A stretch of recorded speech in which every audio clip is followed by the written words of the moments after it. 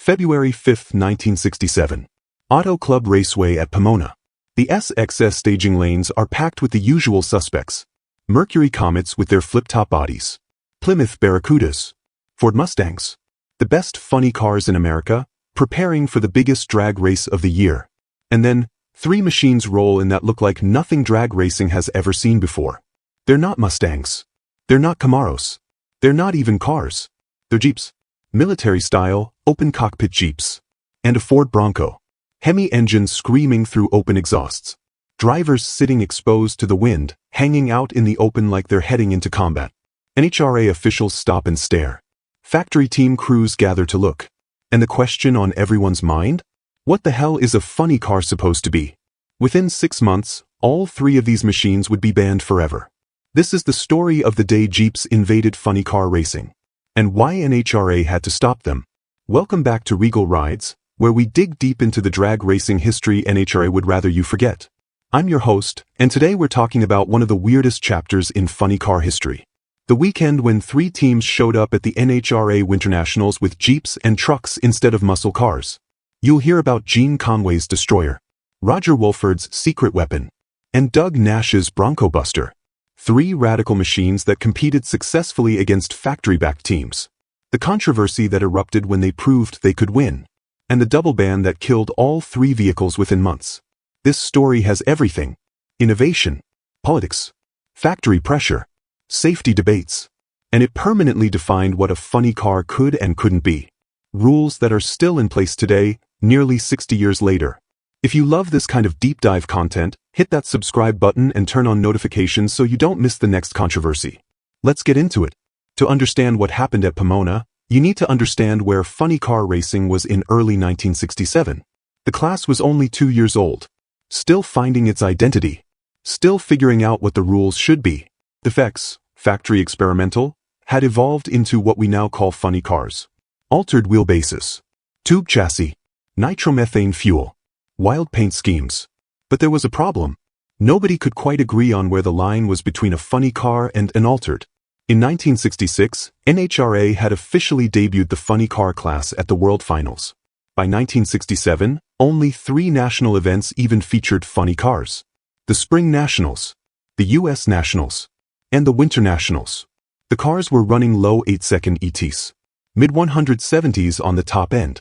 A mix of fuel injection and early supercharged combinations. The dominant teams? Dino Don Nicholson's Mercury Comet Eliminator. Eddie Sharpman's Mercury. Gas Ronda's Plymouth. Sox and Martin's Operation. All of them were running modified passenger car bodies over steel tube chassis. Camaros. Comets. Barracudas. That was what a funny car looked like. Or so everyone thought. Because heading into the 1967 Winter Nationals, NHRA's rulebook said funny cars had to run sedan bodies. But it didn't specifically define what a sedan was. And 3 teams were about to exploit that gray area in the most spectacular way possible. But heading into the 1967 Winter Nationals, 3 teams had a different idea about what a funny car could be. They weren't thinking Mustangs or Camaros. They were thinking military vehicles. Open-top Jeeps. A Ford Bronco. Machines that would blow the doors off NHRA's definition of the class. And officials? They weren't ready for what rolled off the trailers that February morning. Gene Conway, also known in some circles as Gene Conway, Ciambella. A Los Angeles-based drag racer with a reputation for doing things his own way. Conway came up through the AA gas supercharged class. Running altered roadsters and coupes at Southern California strips. Lyons. Irwindale. San Gabriel. If you raced altereds in the LA area in the mid-60s, you knew Gene Conway.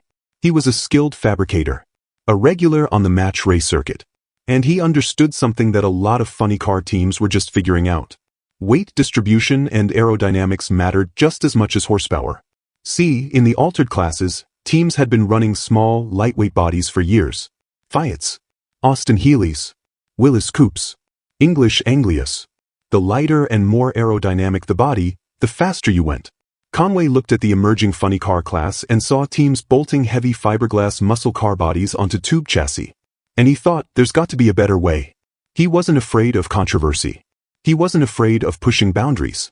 And when the US Navy approached him about sponsorship, he had an idea that would change drag racing forever.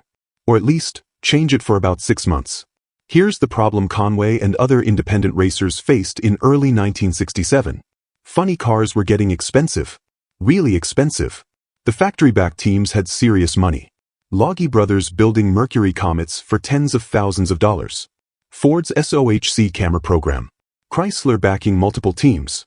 If you were an independent trying to compete, you needed an edge. Conway looked at the rules. NHRA said funny cars had to run sedan bodies. But what's a sedan? Technically, Jeep CJ bodies were classified as utility vehicles. But Jeep also called them sedan deliveries in some marketing materials. Gray area. And here's where it gets interesting. A fiberglass Jeep CJ body weighed about 120 to 150 pounds. A fiberglass Mustang body? 180 pounds or more. The Jeep's wheelbase was 81 inches. A Mustang's was 108 inches. Shorter wheelbase, lighter body, lower center of gravity. And there was another advantage that Conway saw immediately. Open cockpit. In a funny car fire, and there were plenty of them, drivers had to escape through doors. Doors that could jam. Doors that could melt shut. In an open cockpit Jeep? You just jumped out. Conway thought it was actually safer. Now, was this brilliant innovation? Or was it exploiting a loophole in poorly written rules? That debate would rage for months. But first, Conway had to build the thing. So Gene Conway looked at his fellow altered racers and made a deal with the US Navy. They'd sponsor a Jeep funny car. Not a cute little match race novelty. A serious, Hemi-powered contender. And he wasn't alone. Across California, 2 other teams had the exact same idea. What they built would be so controversial, so far outside NHRA's vision for the class, that officials would have no choice but to act. Here's how the invasion began. Late 1966. Gene Conway's shop somewhere in the greater Los Angeles area. The destroyer is taking shape. The body is a stretched Jeep CJ replica, probably based on a CJ5 or CJ6. Fiberglass, formed to look like the military vehicles Americans saw on the news every night. But this is no stock Jeep. The wheelbase has been extended for stability. The body sits on what we believe was a steel tube frame chassis. Standard construction for the era. Under that open hood? A Chrysler Hemi. We don't know if it was a 392 or a 426, the records don't specify. But we know it was fuel injected. Hillborn injection, most likely. Running straight nitromethane. Behind it, a torque flight automatic. Standard equipment for Mopar funny cars of the time. The entire package probably weighed somewhere between 1,500 and 1,700 pounds. That's 300 to 500 pounds lighter than a typical funny car. Horsepower? Probably in the 1,000 to 1,200 range. Typical for a nitro Hemi of that era. The paint scheme was pure military. Navy colors. Clean graphics. Professional presentation. This wasn't some backyard special. Conway had real sponsorship. Real backing. And the open cockpit design was striking. The driver sat exposed to the wind, visible to the crowd. No flip-top body. No enclosed cockpit. Just a roll bar, a seat, and a whole lot of horsepower. Fans would love it. NHRA officials? They were about to have opinions. By January 1967, the destroyer was complete. Ready for Pomona.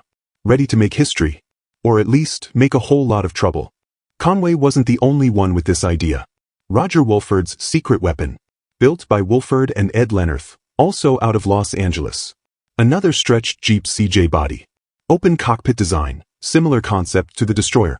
Under the hood, a 392 cubic inch Chrysler Hemi. Torque flight automatic behind it. Steel tube chassis. The secret weapon was actually completed slightly earlier than the destroyer. And it was fast. Really fast. The best documented time for the secret weapon was 8.03 seconds. That's flying for 1967. But here's the problem. The car was erratic. The short wheelbase made handling unpredictable. Tire shake. Traction problems. Scary to drive. When it hooked up, it dominated. When it didn't, it was a handful. Wolford became a huge crowd favorite at Fremont Dragway. Fans loved the Jeep. Loved the open cockpit. Loved the spectacle. Even when the secret weapon broke, it was entertaining. And then there was Doug Nash's Bronco Buster. Now this one was different. Nash had built the Bronco Buster for the 1966 A/FX season. A 1966 Ford Bronco body. Two-piece flip-top design, the cab and hood separated. And here's what made it controversial. The chassis was aluminum, not steel. Aluminum tube frame. Scary thin according to some reports. The car was published at 1,700 pounds. Some people claimed it was as light as 1,400. That's insanely light. The engine was a 289 cubic inch Ford the 5th 8. Small block. Fuel injected initially. Later, Nash added a supercharger. With the blower, the Bronco ran 8.33 at 181 miles per hour. Respectable numbers, but like the secret weapon, handling was wild. Nash had previously run an A/FX Mercury Comet. He had Ford connections, but they were loose. He was more independent than factory-backed. The Bronco Buster was a popular match race draw. Different. Unusual. Fast enough to be interesting. And that aluminum chassis? That was about to become a very big problem. 3 radical machines. 3 teams with the same wild idea. And all 3 were about to converge on one place. Pomona Raceway. February 5, 1967. The biggest drag race of the year. In front of NHRA's top officials. With every factory team watching. This wasn't going to go unnoticed. February 5, 1967. Auto Club Raceway at Pomona. The LA County Fairgrounds. It's winter in Southern California, which means 60 degrees and sunshine. Behind the track, the San Gabriel Mountains rise up with a dusting of snow on the peaks. The S/XS class, super experimental stock, the funny car precursor, is stacked. Dino Don Nicholson is there with his Mercury Comet Eliminator 2. Eddie Sharpman's Mercury. Gas Ronda. All the factory teams. The pits are packed. The grandstands are filling up. And then the trailers arrive. First one funny car team sees them. Then another. Work stops. Crew members put down tools. People start walking over. 3 vehicles that don't look like anything else in the staging lanes. Open cockpit Jeeps. A Ford Bronco. Military-looking machines among the muscle cars. The reaction is immediate. Some teams start laughing. What the hell are those? Is this a joke? Others aren't laughing. They're calculating. Looking at those lightweight bodies. Thinking about weight-to-power ratios. Wondering if this is legal. The fans? They're going crazy. Surrounding the vehicles. Taking pictures. This is different. This is cool. NHRA tech inspectors are less enthusiastic. They're huddling. Pulling out rulebooks. Reading the sedan body requirement over and over. Looking at the Jeeps. Looking at the rules. Looking at each other. The factory team managers are making calls. This isn't what we signed up for. We're spending huge money building Comets. And these guys show up with Jeeps? Welcome to the 1967 Winter Nationals, where the funny car class is about to have an identity crisis. So how did they do? Let's start with Gene Conway's Destroyer. Conway qualified for S/XS eliminations. The exact time isn't documented in the available sources, but we know he was competitive. He advanced through the first round. Then the second round. Made it all the way to the semifinals. Lost there, but the specific opponent isn't recorded. Here's the important thing. The Destroyer wasn't dominant. But it wasn't a novelty act either. It was legitimately competitive with traditional funny cars. That's what made NHRA nervous. Roger Wolford's secret weapon? Even more impressive. Wolford qualified. Advanced through eliminations. And made it all the way to the finals. The finals of the NHRA Winter Nationals. In a Jeep. His opponent? Dino Don Nicholson's Mercury Comet Eliminator 2. Factory-built. Factory-backed. Traditional funny car. Nicholson won. But he had to beat a Jeep to do it. Think about what that meant. The secret weapon proved the concept worked at the highest level. Doug Nash's Bronco Buster competed at Pomona, though specific results aren't documented. The car was capable of low 8s when it hooked up, but handling problems kept it from consistent performance. Still, 3 Jeep and truck-bodied machines competing with factory teams. One making the finals. One making the semis. Dino Don Nicholson won the S/XS Eliminator with his traditional Mercury Comet. But the factory teams were not happy. They'd just been pushed hard by trucks. Jeeps. Vehicles that cost a fraction of what they'd spent. And NHRA officials were watching all of this very carefully. Because if Jeeps could compete this well at the Winter Nationals, what was going to stop everyone from building Jeeps? What would stop someone from showing up with a Volkswagen? Or a pickup truck? Or an ambulance? Where does it end? The funny car class was 2 years old. And it was about to get a very clear definition. So the Jeeps didn't win. But that wasn't the problem. The problem was that they competed. Roger Wolford made it to the finals. Gene Conway made the semis. These weren't novelty cars. They were legitimate contenders.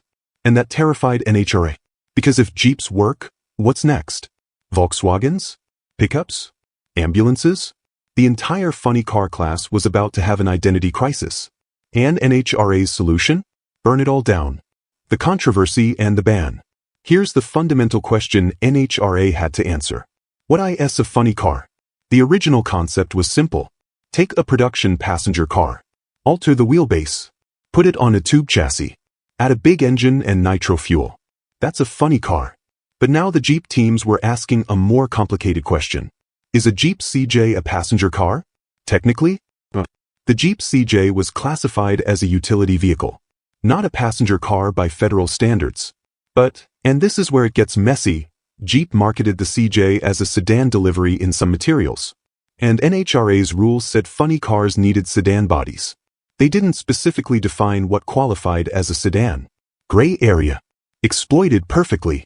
Think about it from NHRA's perspective. If we allow Jeeps, where does it stop? What about international scouts? Ford Econoline vans? Ambulances? Fire trucks? Once you open that door, you can't control what comes through it. And there were other concerns. Safety. Open cockpits with nitromethane? That was asking for trouble in NHRA's view. Drivers exposed to flames if something went wrong.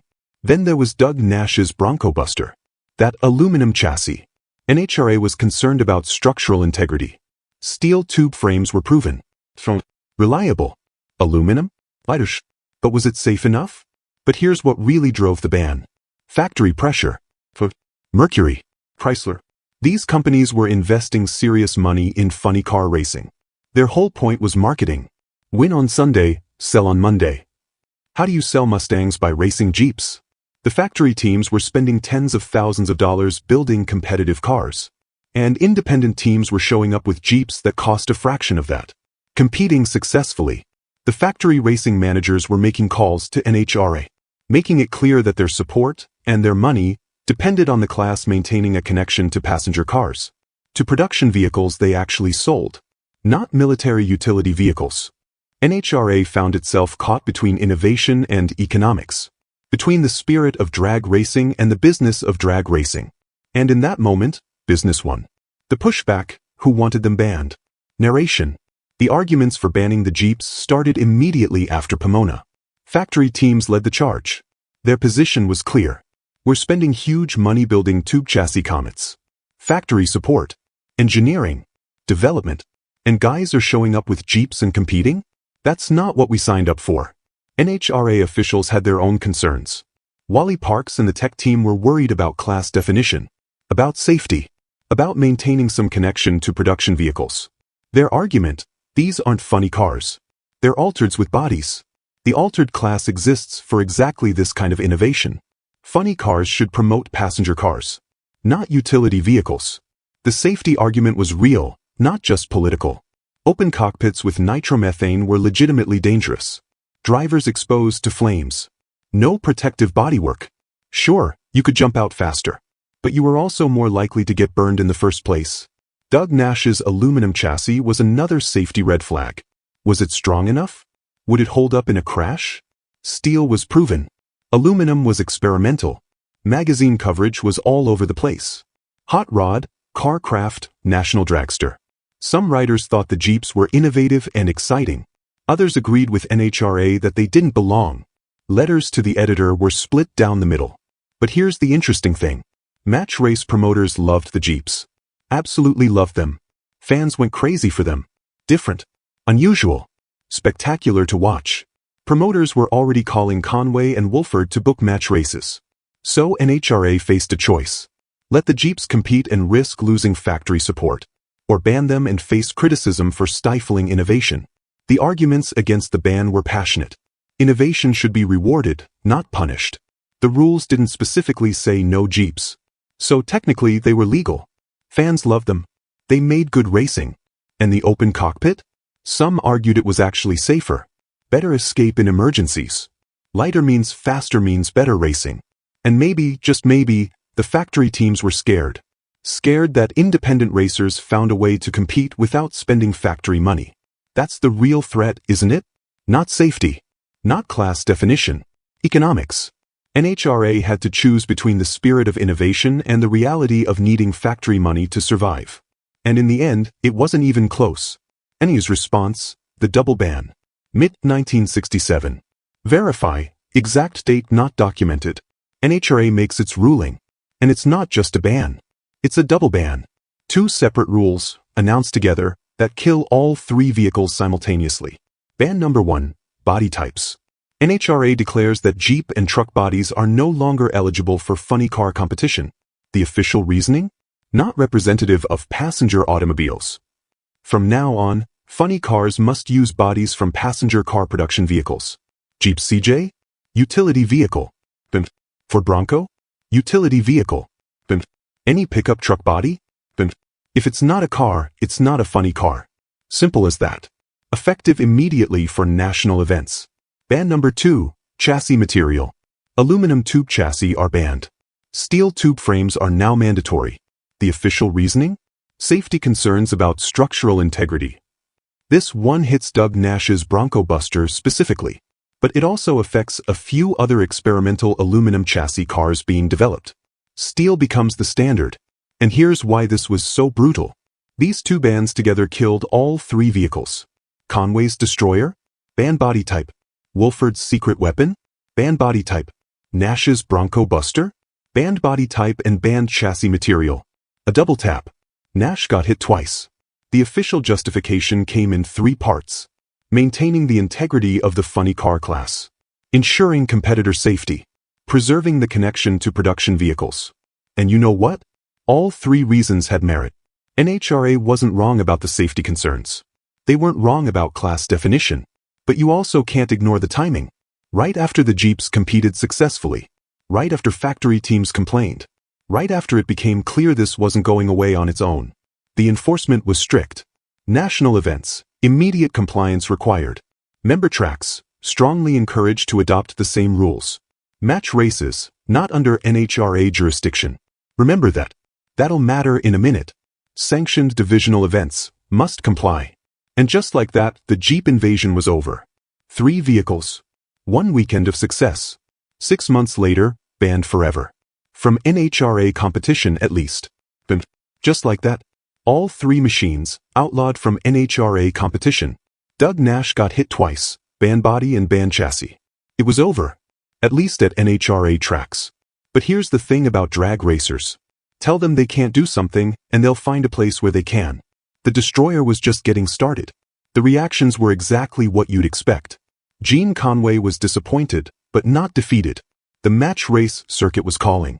Roger Wolford and the Secret Weapon team felt the same way. If NHR doesn't want us, we'll race where they do. Doug Nash? Different story.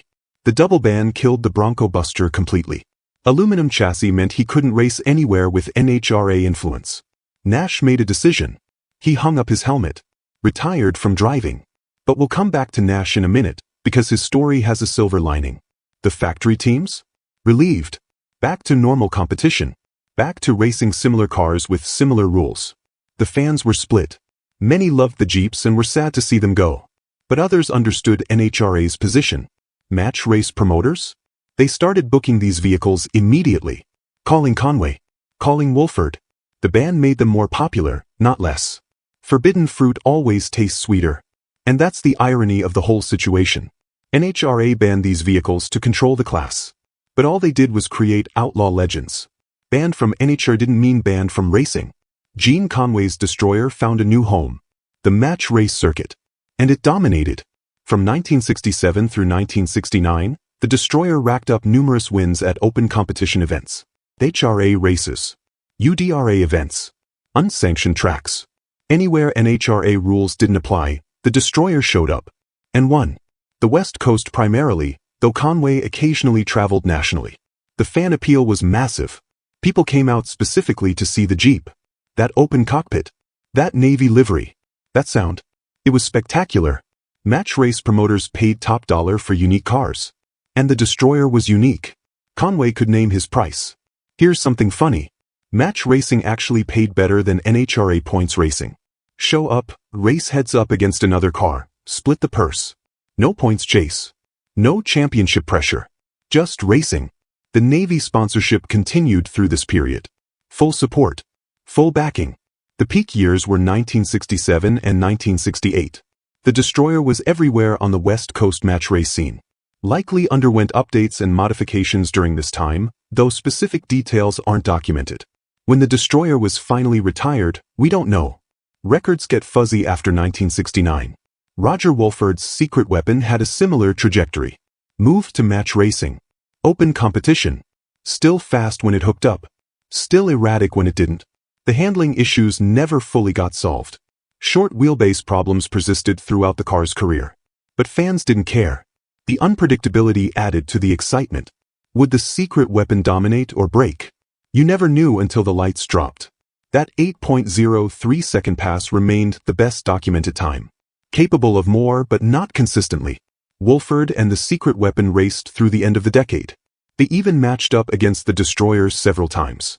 Jeep versus Jeep. The races NHRA didn't want to see. Doug Nash's story went a completely different direction. The Bronco Buster was done. That double ban killed it permanently. The aluminum chassis meant it couldn't race anywhere NHRA had influence. And most tracks followed NHRA rules, even for match racing. Nash could have rebuilt with a steel chassis and a legal body. But he chose another path. He founded Doug Nash Equipment and Engineering. And here's where the story gets really interesting. Nash developed racing transmissions. The famous Doug Nash 4-speed. Then the 5-speed. Revolutionary shock-absorbing torsion bar design. These transmissions became legendary. Used in drag racing, road racing, street performance. Eventually, Nash partnered with General Motors. Developed transmissions for Corvettes. His engineering innovations reached millions of cars. From band drag racer to transmission manufacturer. The ban ended his driving career. But it launched an empire. Sometimes the biggest wins come from the biggest losses.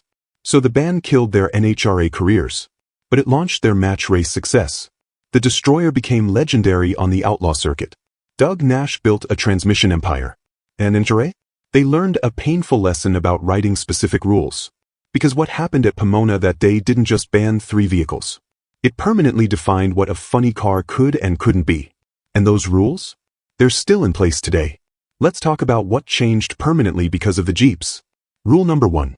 Funny cars must use passenger car bodies. Still true today in 2024. You can run a Camaro body, a Mustang body, a Dodge Charger body, but you can't run a Jeep. You can't run a truck. You can't run an SUV. That line got drawn in 1967 and never moved. Rule number 2. Steel tube chassis required. Aluminum stayed banned until the modern carbon fiber era. Even today, chassis construction is heavily regulated. Rule number 3. No truck or SUV bodies permitted. Period. End of discussion. The class definition got solidified. Funny car officially meant shortened wheelbase, passenger car body, tube chassis. This separated funny cars from altereds, which could use any body. It created a clear line between pro stock with stock chassis and funny car with tube chassis. The gray areas disappeared. Factory involvement was preserved. Detroit manufacturers stayed in funny car racing. Mercury kept building funny cars. Plymouth. All continued their programs. Sponsorship dollars stayed in the class. The marketing connection to showroom cars was maintained. That win on Sunday, sell on Monday model kept working. Safety improvements were driven partially by this controversy. Closed cockpits became standard by the early 1970s. Roll cage requirements tightened. Chassis strength requirements increased. Fire suppression systems were developed. Driver safety equipment evolved. The irony? The open cockpit argument about safety actually pushed innovation in enclosed cockpit design. Innovation got channeled differently after 1967. Weight reduction moved to chassis design, not body selection. Aerodynamics developed within passenger car shapes. Engine development accelerated. Supercharger technology advanced rapidly. The class didn't stop innovating. It just innovated within clearer boundaries. By the late 1960s, the class definition crisis was resolved. Early 1970s, funny car became a major professional class.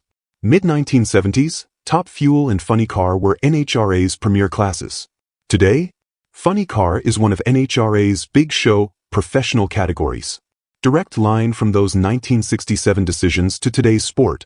Every modern funny car exists within rules written because 3 Jeeps showed up at Pomona. Alternate history ***. Okay, let's play what if. What if NHRA had allowed the Jeeps? Thought experiment time. Scenario 1. The funny car class fragments into multiple body types. Jeeps, trucks, vans, sedans, coupes, everything competing together. Sounds exciting, right? But here's the problem. It becomes nearly impossible to police. How do you write rules that cover every possible vehicle type? Weight brakes? Wheelbase restrictions? Safety standards? The rulebook explodes into hundreds of pages. Tech inspection becomes a nightmare. Scenario 2. Factory support evaporates. Ford, Mercury, Chrysler, they all pull out. Why sponsor funny cars that don't promote your passenger cars? The class loses major funding. Prize money drops. Participation drops. Maybe the class dies entirely. Or maybe it limps along as a mostly match race category. Scenario 3. Safety incidents force different bans later. Let's say NHRA allows the Jeeps. Then someone gets seriously hurt in an open cockpit fire. NHRA gets sued. Families get hurt. The sport gets bad press. Emergency bans get implemented under worse circumstances. What actually happened? The match race circuit thrived independently. NHRA maintained control over national events. Both cultures existed side by side. NHRA chose stability and factory money over wild innovation. Was it the right call? Depends on your perspective. Arguments it was right. It preserved factory involvement and sponsorship, created clear class identity, enabled professional funny car racing to thrive. Safety standards were established early. Marketing value was maintained. The sport grew into what it is today. Arguments it was wrong. It stifled innovation, removed fan-favorite vehicles, favored factory teams over independents, limited creative approaches, made the class more expensive and harder for privateers. Modern perspective? NHRA has done similar bans many times since. Remember pro-stock truck class in the 1990s? Similar controversy. Similar outcome. Class definitions are still debated today. The balance between innovation and stability is ongoing. Every sanctioning body faces this choice eventually. Progress or control? Chaos or standards? There's no perfect answer. But we can say this. NHRA made a choice that allowed funny car racing to become professional, stable, and successful. But we lost something too. That wild, experimental spirit. The let's try this and see what happens mentality. Match race culture preserved that spirit outside NHRA. And maybe that's okay. Maybe both needed to exist. So where are they today? Gene Conway continued racing in various classes after the destroyer. His current status isn't documented in available sources. Given the era, he's likely deceased, though we can't confirm that. Verify. Conway biographical details. His legacy? Remembered for boldness and innovation. For being willing to push boundaries. The destroyer Jeep itself? Unknown location. Likely retired sometime after 1969. Possibly in a private collection somewhere. Maybe lost to history entirely. If it exists and someone finds it, significant historical artifact. Worth restoring and displaying. Roger Wolford raced through the late 1960s. Current status also not documented. Verify. Wolford biographical details. The secret weapon Jeep? Also unknown location. Historical significance is clear. It made the finals at the Winter Nationals. May exist in someone's collection. Doug Nash? We know exactly what happened to him. Post-racing career. Founded transmission company. Successful manufacturer for decades. Died July 12, 2015, at age 73, after a battle with cancer. Donated his body to science. Multiple Hall of Fame inductions. The Doug Nash 5-speed transmission is still legendary today. Used worldwide in high-performance applications. His engineering innovations reached millions of cars. A true legend who built a legacy beyond driving. The Bronco Buster? Unknown location. Possibly destroyed. Some reports suggest it was sold to an Australian racer. Historical significance. First aluminum chassis funny car band. Design is well documented, so a replica is theoretically possible. Modern recognition is limited. No major museum displays of any of the 3 vehicles. Occasional magazine retrospectives cover the story. Growing interest in 1960s funny car history. All 3 are considered significant lost vehicles of drag racing. If someone knows where these cars are, the drag racing community would love to hear about it. 3 vehicles. 1 weekend. A band that changed drag racing forever. So were Gene Conway, Roger Wolford, and Doug Nash innovators ahead of their time? Or were they exploiting loopholes? Were they making funny cars better? Or destroying what the class was supposed to be? 60 years later, we still can't agree on the answer. But we can agree on this. 3 main takeaways from this story. First, the innovation debate. Conway, Wolford, and Nash saw an opportunity in poorly written rules. They built competitive machines within the rules as written. NHRA responded by clarifying what they meant, not what they wrote. It's the classic tension between the letter of the law and the spirit of the law. Were the racers wrong to exploit gray areas? Or was NHRA wrong for not being more specific? Both sides have a point. Second, the business reality. Factory money kept NHRA alive in the 1960s. Detroit wanted funny cars that promoted their showroom models. Jeeps, even with Navy sponsorship, didn't serve that purpose. NHRA chose financial stability over unlimited innovation. And you know what? You can't really fault them for that. Without factory support, the class might not exist today. Sometimes boring business decisions enable exciting racing. The legacy question. These 3 vehicles forced NHRA to define the funny car class clearly.